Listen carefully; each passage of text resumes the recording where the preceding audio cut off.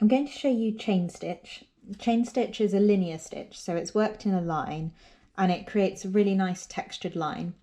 So start by bringing your needle up from the reverse of the fabric, and you're going to put your needle back in through the hole that you've just come out of, but bring your needle back up in the direction that you're working to create a small stitch and loop your thread underneath the needle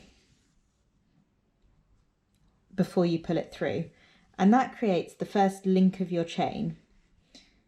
And then you're going to redo that in exactly the same way. So the new start point is the top of that chain stitch. Bring your needle back out, again, a short stitch distance away.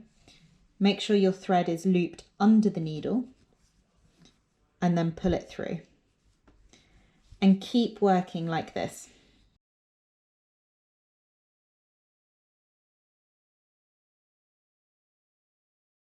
And chain stitch is really versatile, so you can use it for curved lines, you can use it for straight lines, and you can go around corners as well, so I'll just show you that.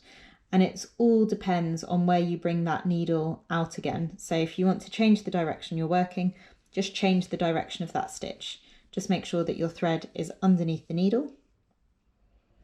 And as you can see, that means that you've then changed the direction that you're working in.